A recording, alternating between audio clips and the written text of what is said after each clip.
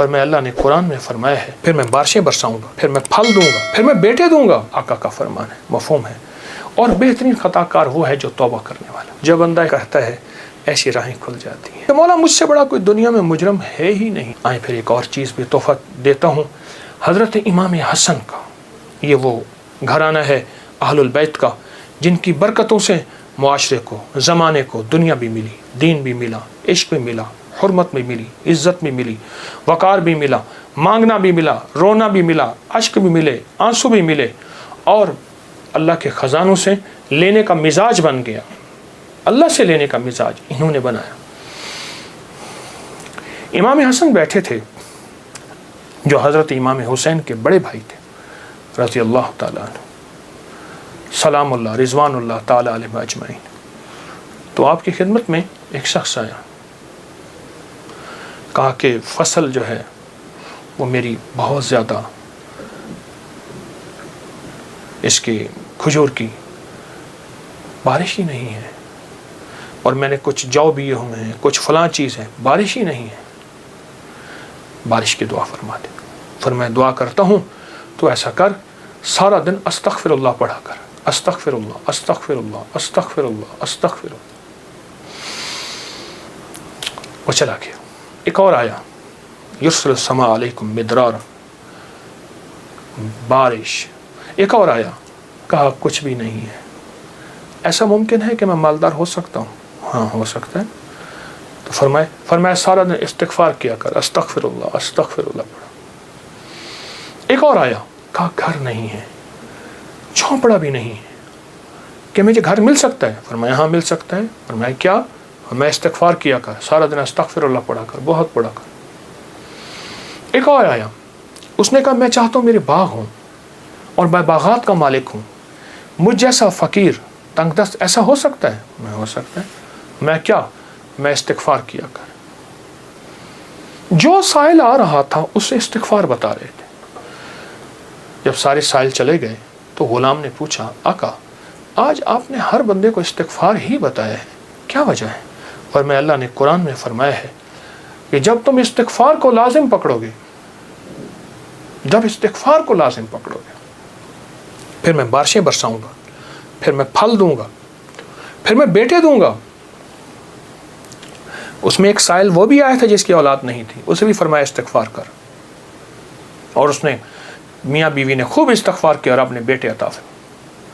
مدرارا بے اموال و بنی، انہارا، بیٹے، نہریں، نعمتیں، میوے، رزق، استغفار۔ اچھا استغفار سے مراد کیا ہے؟ استغفار، میں کسی ملک کے ایئرپورٹ پہ جا رہا تھا تو ایک صاحب نا 4 ویل والا وہ بڑا سا وہ تھا بریف کیس، اس کے ہینڈل سے اس کو چلائے جا رہے تھے ایسے تیزی سے، تو ایک دم فلائٹیں نکل رہی تھیں، راستہ تھا، تو ایکسکیوز می ایسے کرتے نہیں، یوں نکل رہے تھے، تو مجھے استغفار یاد آیا، اور ایکسکیوز می کہتے تھے نا، لوگ راستہ دے دیتے تھے۔ اچھا، جب بندہ استغفار کرتا ہے ایسی راہیں کھل جاتی ہیں، ایسے راستے کھل جاتے ہیں، ایسی منزلیں آسان ہو جاتی ہیں۔ کیوں؟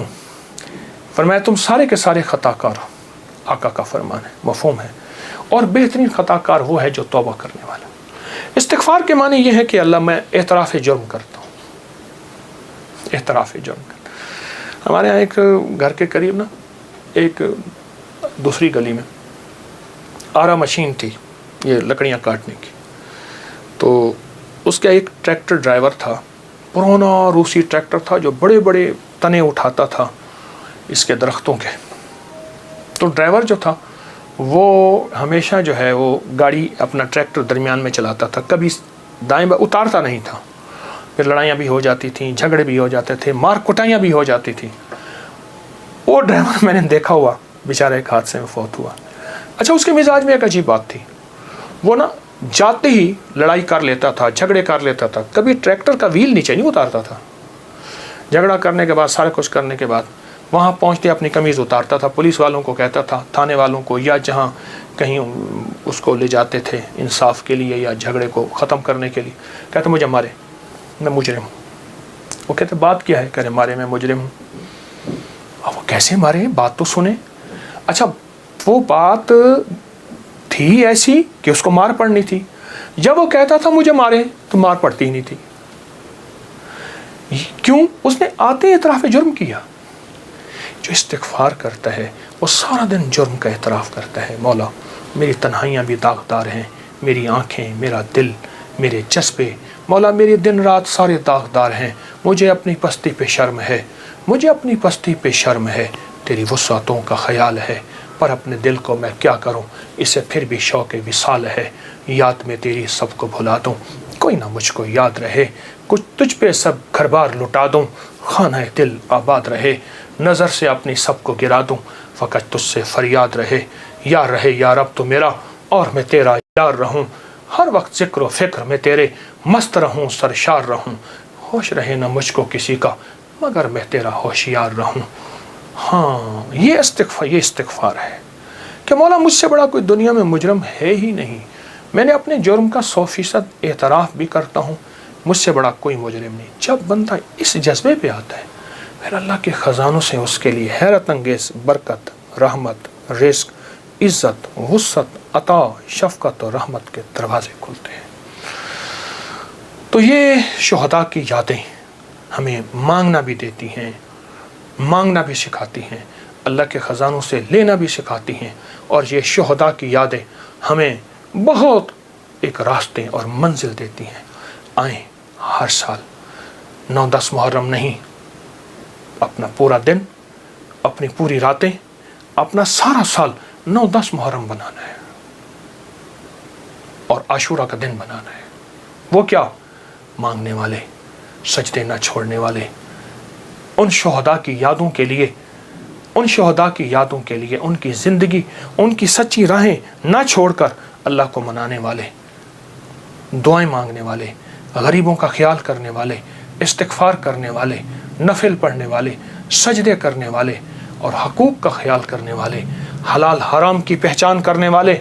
एक तरफ हराम है और तख्त है, एक तरफ हलाल है और खून की नदियाँ हैं, तो फिर ख़ुद फ़ैसला करना होगा कि हुसैन ने कौन सा फ़ैसला किया था और यज़ीद ने किसका फ़ैसला किया था। और यज़ीद ने तख्त का फ़ैसला किया और हुसैन ने शहादतों का फ़ैसला किया। उनके फ़ैसले गलत नहीं थे, वो फ़ैसलों में सच्चे थे। वो हमें एक ज़िंदगी देकर गए हैं, मुझे भी आपको भी, मुझे भी आपको भी उस ज़िंदगी को सोचना है और उस ज़िंदगी को सोच के आइंदा के लिए अपना लाएअमल काम कायम करना है।